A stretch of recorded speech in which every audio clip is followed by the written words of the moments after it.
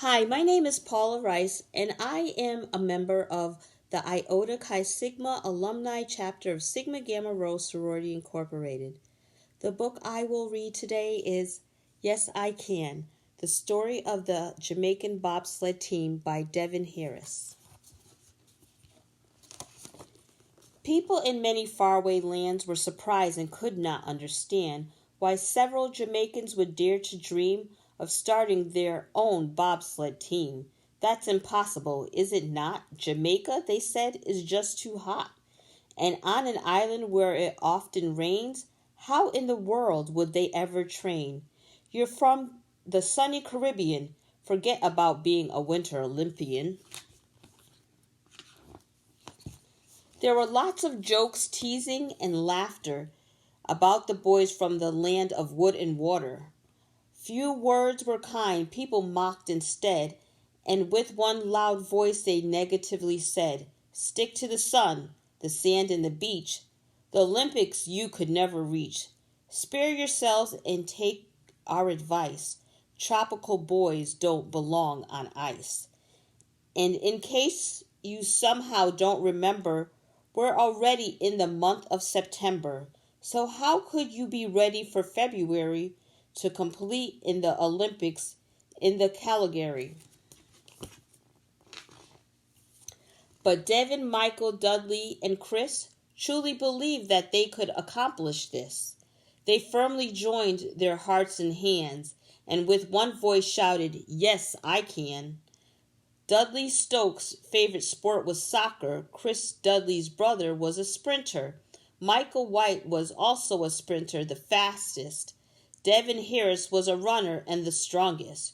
Refusing to listen to either mockery or jest, they put all their heart in their bobsled quest. And from their sports, they brought to bear the skills they would need for their bold new dare.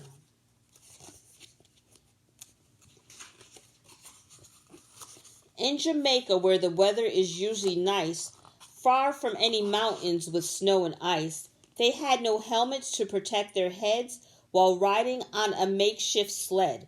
For many hours in the boiling sun, they worked very hard to get it done, lifting weights, pushing and running, preparing themselves for something stunning. Then to Lake Placid, New York, to meet their coach, the very thing they needed most. An accomplished bobsledder, a former Olympian, taking on the challenge to train 4 green Jamaicans. He said, "Bobsledding is a sport of speed, but there are other things that you will need. Strong motivation, goals, and clarity, and a belief that greatness is your destiny. Listen to the things that I will teach, and to the Olympics you will surely reach."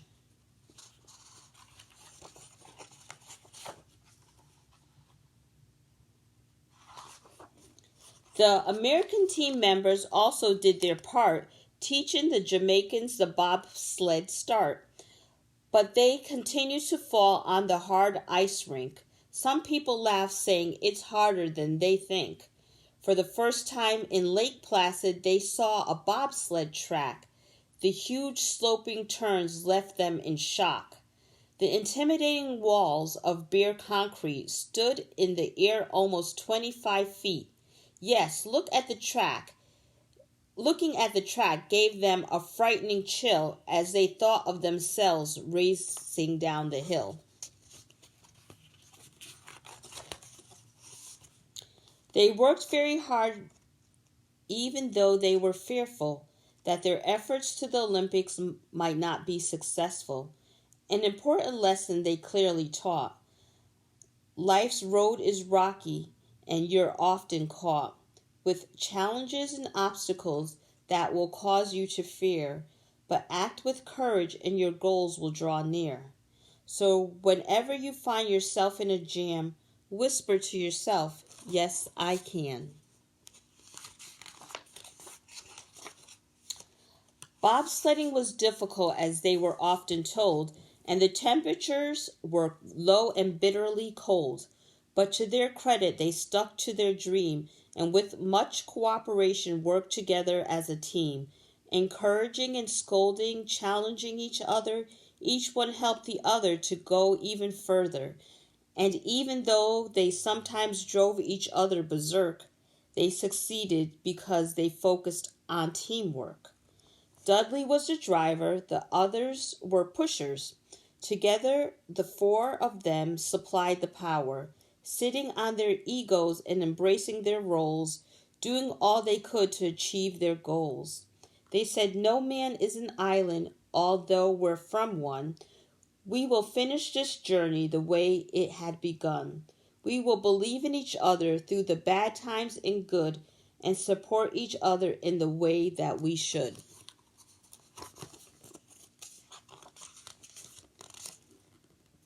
Television cameras from all over the world made sure their incredible story was told, and old people laughed, had lots of frolic and fun about the bobsledders from the land of sea and sun.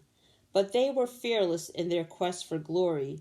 Their unwavering tenacity became the strength of their story.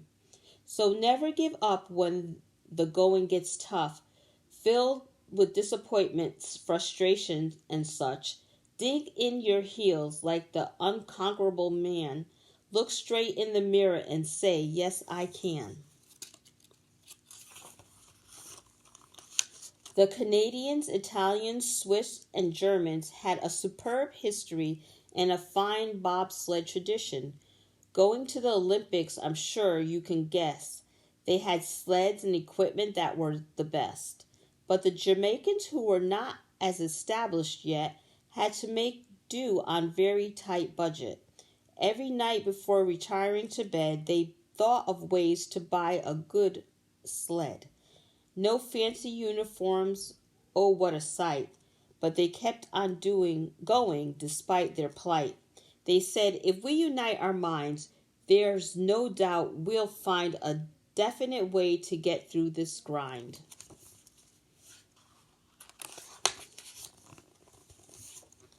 The t-shirts they made looked really nice, declaring themselves the hottest thing on ice. The money they raised paid for rooms that were cheap, with some left over to buy food to eat. Their determination was rewarded by sponsors and gifts from friends and well-wishers who made them a hit. And soon they had more than enough, it would seem, to become the first Jamaicans on a Winter Olympic team. So when your way seems as dark as midnight, don't you give in, put up a fight. Believe in yourselves like the invincible man. Hold your chin up and say, "Yes, I can." It was a great day in Olympic history to see them march in the opening ceremony. How they were proud and how they were glad to see the black, green, and gold, the color of their flag. Leading their delegation in the parade of nations, they smiled and waved standing ovations. Dudley was the captain, so he led the way. Behind were Devon, Michael, and Chris, kings that day. Freddie, Paula, and Caswell Allen strolled gaily in the back. If anyone got injured, they were ready to take the track. Everyone was happy that they had persevered, and so in their success they jubilantly shared.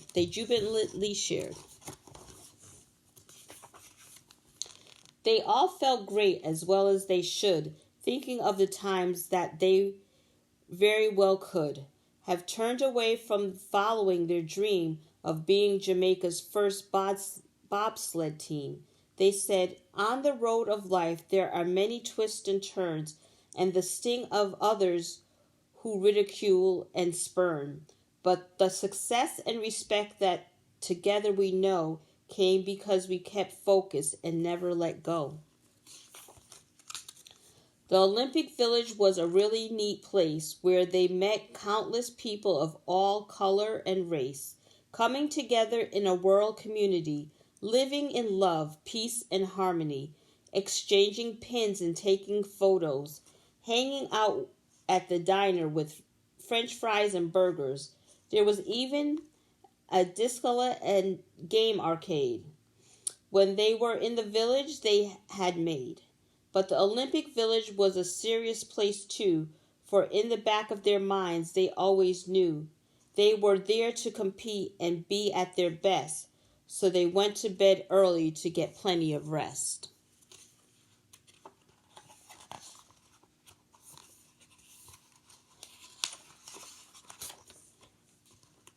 Unforgettable is what many would say to see the Jamaicans appear on race day. The crowd fell silent for a little while as they got ready to bobsled Jamaican style.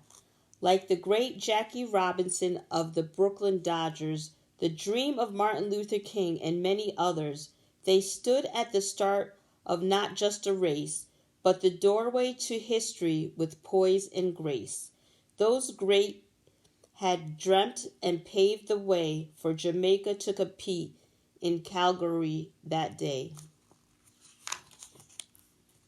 With a shiny sled painted black, gold, and green, and brand new uniforms with a sensational sheen, the excitement was high and the crowd very loud as they stood at the start, ready and proud.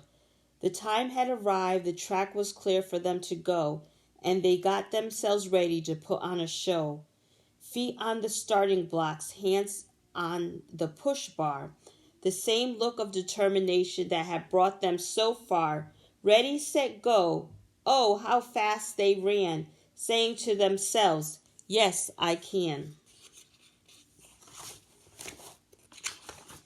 In about 10 seconds, they were all in the sled, Dudley looking forward, the others bowing their heads. Devon was behind Dudley, sledder number 2, followed by Michael and Chris, the rest of the crew. They were filled with excitement, felt the pounding of their hearts as they heard someone say they had one of the fastest starts. The sled trickled slowly through the first few turns and then sped up so quickly your stomach would churn. Like a roller coaster, it went round and round, twisting and turning, really close to the ground. They had gained so much speed by the end of turn 5, you would never go so fast in a car when you drive.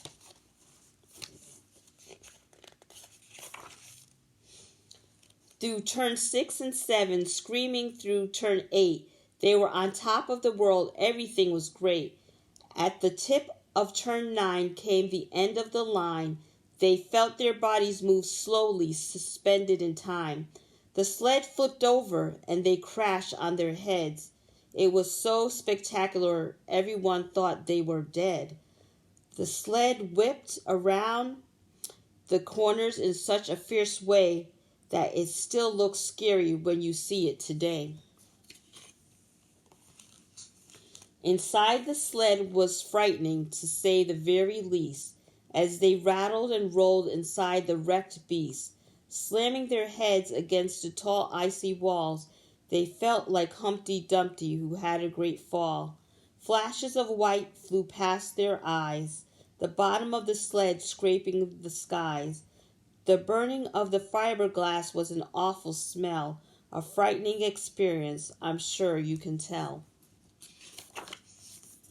As the sled slammed down the track upon its side, their self-esteem sank, their confidence nearly died.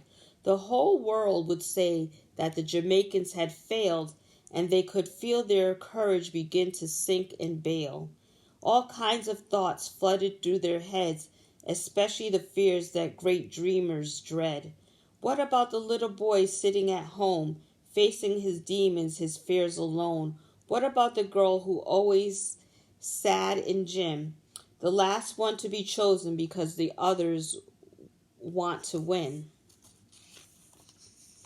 What about the underdogs all over the world, who, because they are different, they are oftentimes told, stand on the sidelines, you are truly outclassed.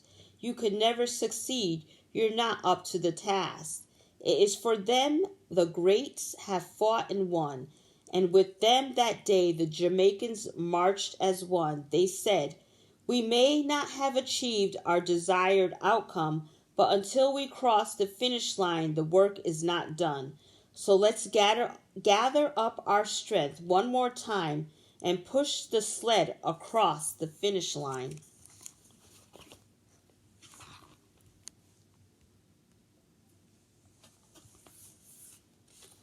They walked to the finish line with their heads hanging down, their usual bright smiles replaced by a frown.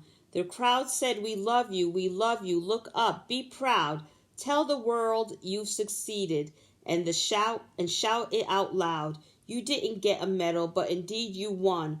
Our hearts and appreciation for what you have done. You have shown us that through hard work and determination, we can achieve the things in our imagination. Another important lesson from the Jamaicans we can learn: success isn't always measured in the results that you earn. Even if you didn't score high on your test, be content in knowing you did your very best. So all of you kids who are in school, enjoy your lessons, for learning is cool. And even when the work gets too hard, it seems, never forget to follow your dreams. Do this always and know that it's true. When you set your mind to it, there's nothing you can't do. Be like the bobsledders who were Jamaicans. Believe in yourself and say, yes, I can.